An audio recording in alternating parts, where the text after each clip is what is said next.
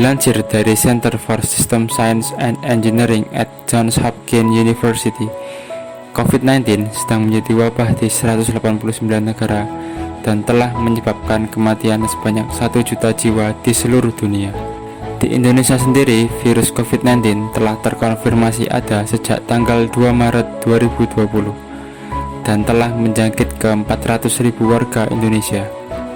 325.000 diantaranya telah sembuh dan 13.000 orang meninggal dunia. Secara tak langsung, kondisi ini menyebabkan efek ke sektor ekonomi. Menurut laporan dari Badan Pusat Statistik, pada bulan Agustus menyebutkan bahwa pertumbuhan ekonomi Indonesia pada kuartal 2 tahun 2020 minus sebesar 5,32%. Dan sebelumnya pada kuartal 1 juga turun sebesar 2,97%. Kinerja dalam ekonomi yang melemah ini berdampak pula pada situasi ketenaga kerjaan di Indonesia. Setidaknya ada 2 implikasi krisis ekonomi, yaitu peningkatan jumlah pengangguran dan perubahan lanskap pasar tenaga kerja. Hal ini dikarenakan pada kondisi pandemi, kegiatan perekonomian tidak dapat bekerja secara maksimal dan semestinya. Demi mendongkrak kegiatan ekonomi, saat ini diterapkan kebijakan bekerja secara WFO atau Work from Office.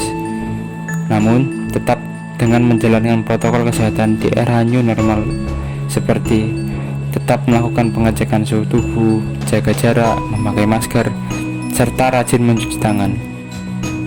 Namun, hal ini dirasa masih kurang dapat mencegah penularan virus COVID-19 yang sukar untuk terdeteksi secara langsung, dan gejala yang dapat muncul sewaktu-waktu serta ketika terdapat kasus positif, rentan timbul terjadinya stigma dan rasa tak aman di antara karyawan.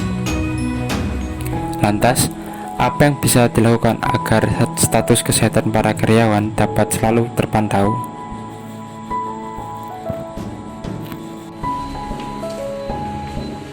Karena permasalahan tersebut, kami dari tim Faira memiliki sebuah inovasi yang kami beri nama Handy, yaitu Health Attendance Machine, yang berupa wearable device yang berbentuk jam tangan.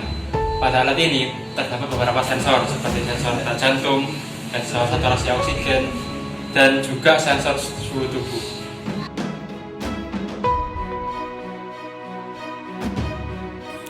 Pada alat kami terdapat beberapa komponen utama, seperti microcontroller Wemos D1 Mini, kemudian LCD OLED 0,96 inch, sensor suhu tubuh GY906, dan push button.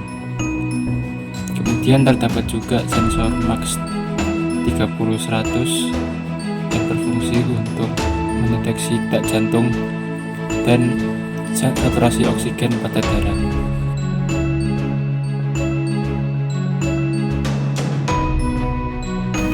Jadi, ini adalah aplikasi pemantau yang akan digunakan di sistem kami.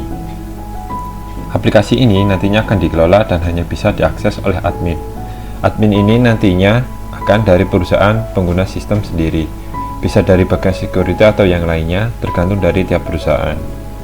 Aplikasi ini bertugas memantau kondisi tiap karyawan secara real time selama waktu kerja. Jadi ini adalah halaman untuk login adminnya.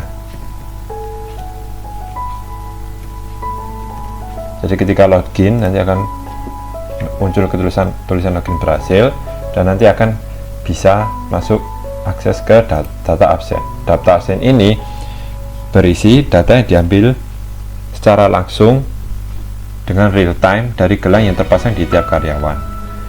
Jadi tiap gelang nanti akan mengirimkan data yang terbaca ke aplikasi ini, dan aplikasi ini nantinya akan membaca langsung dari server secara real time dan terus-menerus selama waktu kerja.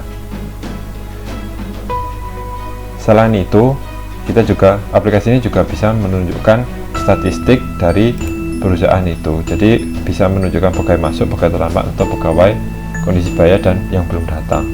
Jika nantinya ada pegawai kondisi bahaya, nanti aplikasi ini bisa menunjukkan karyawan mana yang sedang dalam kondisi bahaya, jadi bisa ditindak secara lanjut.